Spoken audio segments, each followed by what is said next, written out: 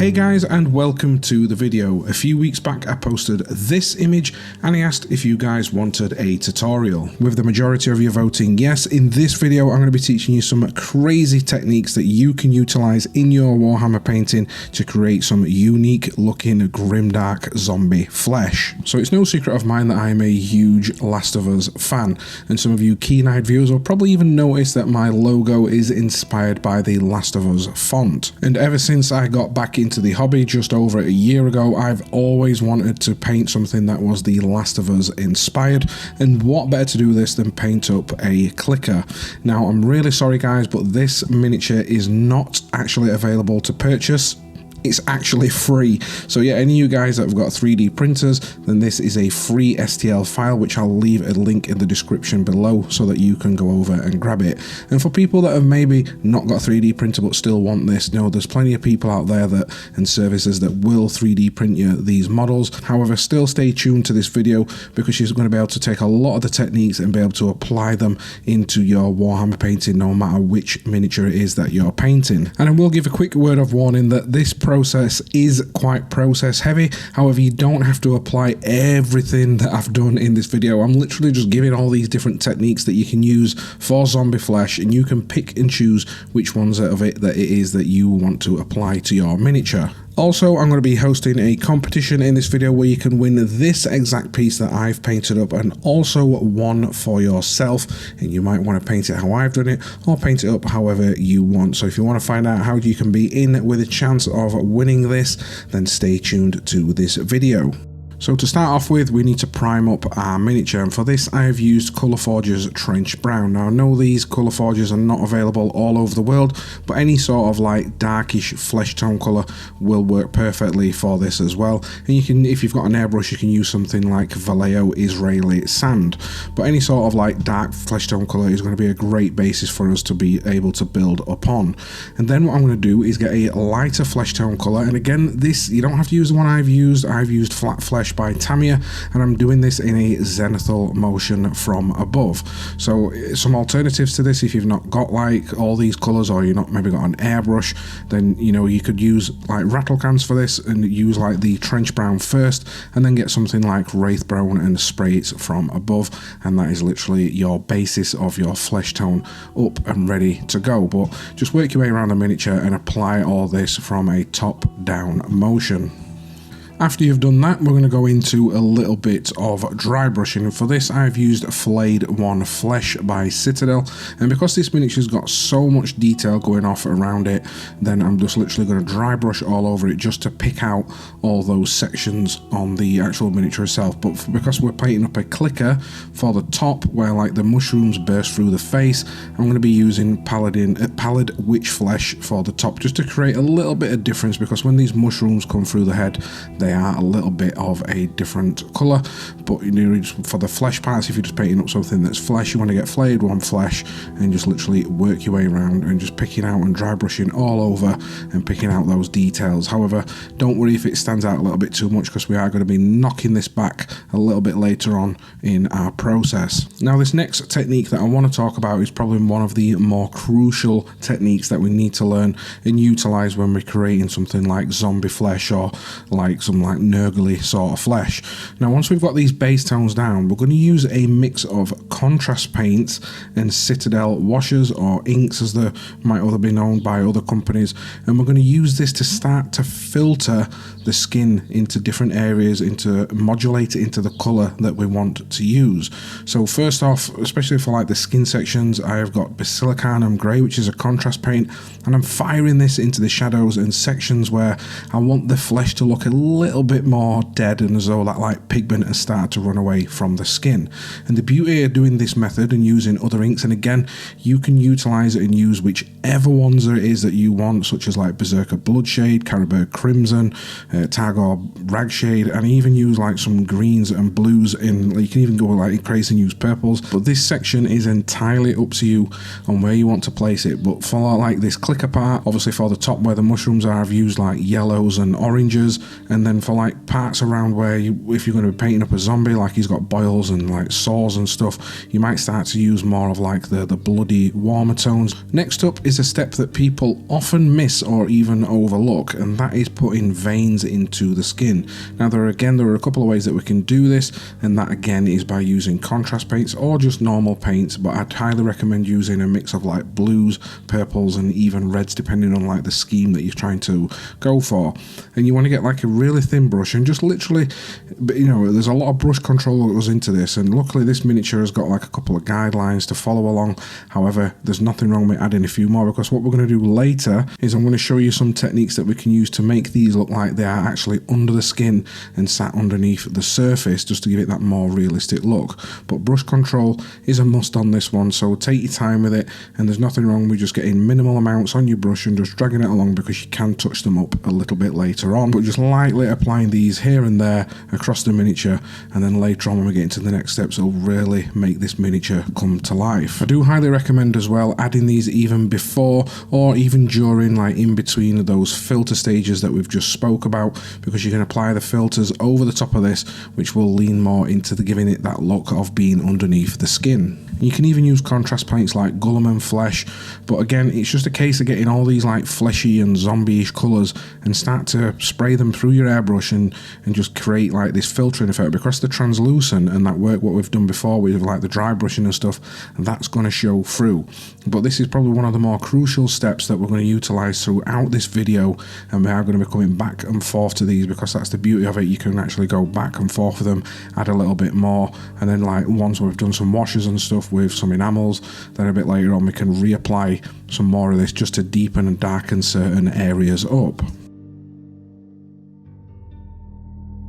Now once you've completed those previous stages, we're going to give the entire miniature a unifying wash of Villainy Inc.'s Goons Grime. Now this is going to act again as just an overall unifying wash to the miniature.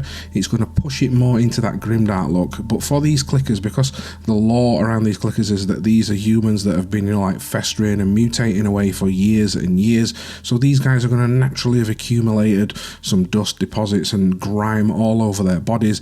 But again, it also leans more into that like zombie look and gives it that more decomposed, decaying overall like just bleh look, if that's even a thing. But give it around 5 to 10 minutes to dry, and then we're going to just come in with our reductive stage, which I've just used cotton buds and mineral spirits. I use this to get literally most of it off on the top layers of the skin, but for some of the harder to reach areas and the crevices, I'm going to go to a brush, and when I'm using the brush, I use a downwards streaking motion, and this will give the appearance as though like decay is like literally streaked down the body, and overall it just adds again to that more grimdark and decomposed look. After that, I'm going to use Villainy Inc.'s Carrion Crimson, and you'll notice that Villainy Inc.'s Carrion Crimson has got these really nice little like fine grains of deposit of the pigment, and we're going to use this to our advantage when we're creating like the zombie flesh. And I'm just going to apply this to areas like the sores and the cordyceps that are growing out of this miniature. And again, this is just a great little thing, because what it'll do is leave those little tiny bits of pigment behind, giving it that more overall like mottled look to the skin itself. Now, because we've given it a wash of enamels, like using the Villainy Inks, or you can use like other brands of enamels, it obviously can leave it and make it look a little bit more like a grimdark and dusty looking, which is great, and we do want to keep some of that. However, for some of the other miniatures, we want to get quite a lot of surface variation, especially with skin. You get like dry skin, cracked skin, like oily skin, and even like glossy, horrible, like greasy skin when you get like zombies and mutated creatures. So we want to get a lot of surface variation. Now, the technique that I've used in this video unfortunately is not mine to teach.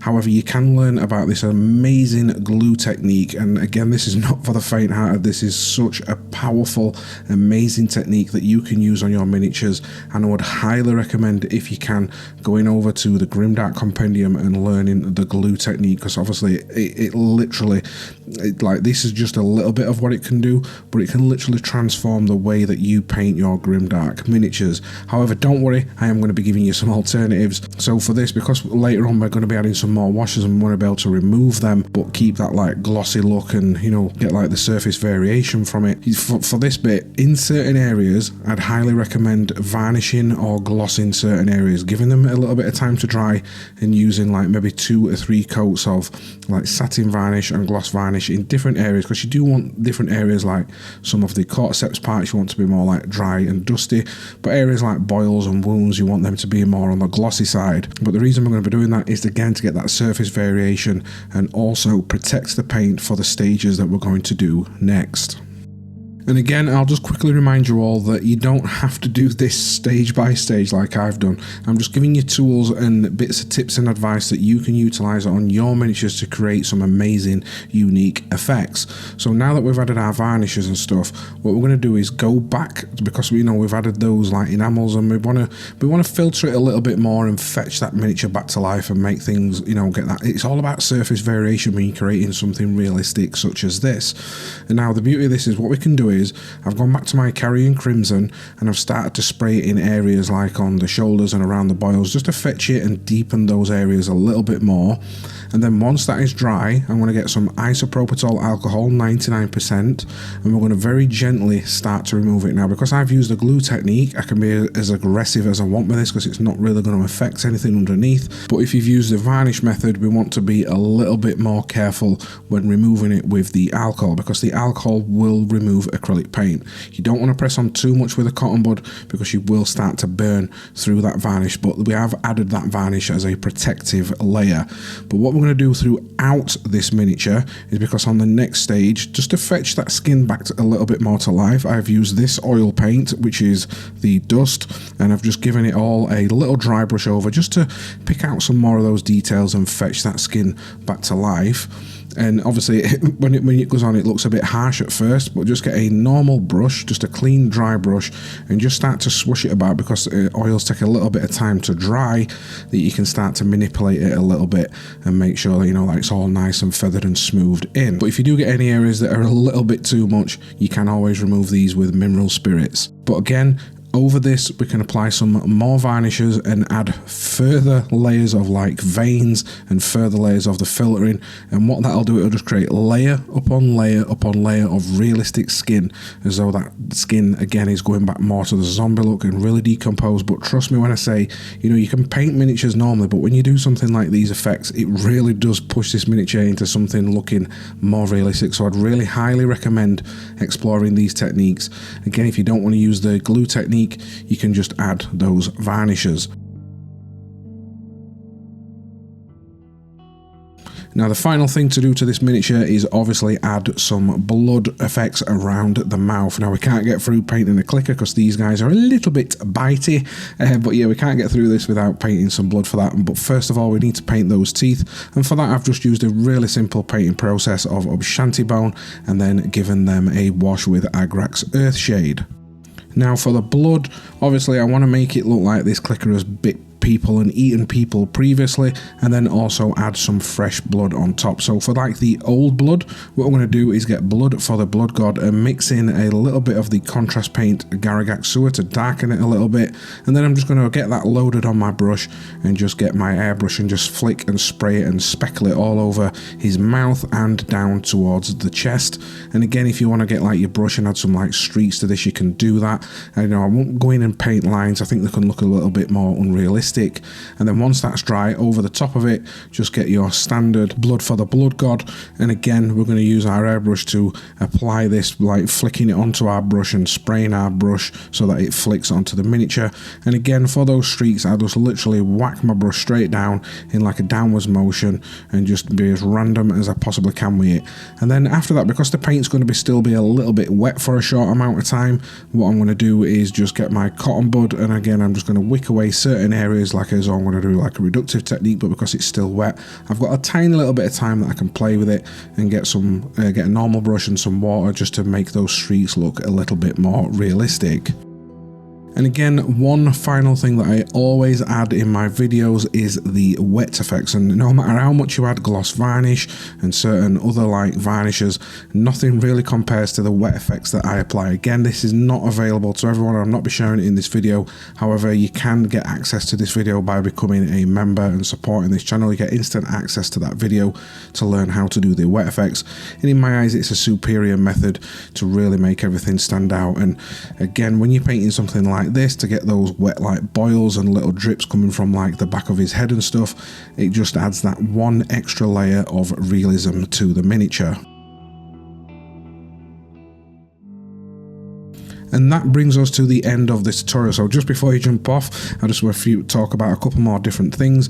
And that is obviously, again, you don't have to paint this step by step. You might watch the video and think, oh my god, I don't want to be doing all this. But there are techniques in this video and areas that you might take and put it into your miniatures, such as even just the filtering method alone, or even adding like gloss varnishes and matte varnishes to your miniature to be able to create like some unique looking surface variation. So I did say at the beginning of this video, there is a competition where you can win this miniature itself and one for yourself to be able to paint up however you want. And to be in a chance to win that, all you have to do is like this video, be a subscriber, and share it and tag me on any of your social media sites. Now I'm only on Instagram, so if you're going to tag me, that's the only one that you can tag me on, at the Feral Painter. But again, if you want to share it on Facebook, and then comment below, so this is going to be your entry to be able to be in that competition. And I will check for you guys that have not done everything that I've asked, but all you need to do to make your entry is comment on this video, and a random winner will be picked in a month's time. But again, I hope you have enjoyed this video, and I really do hope you've been able to take something from it, no matter what it is, and be able to implement it into your painting process. Again, I'd like to thank you for watching this video, and you know, do you like these sort of videos? Do you want to see more content where I paint things up that are not from the Warhammer universe? If you do, let me know in the comments section below. I know these have not been like my traditional type of videos, but I really do think you can take some of these techniques and apply them to your Warhammer painting. So thanks again, guys, and I'll catch you in my next video. Gotcha, bitch!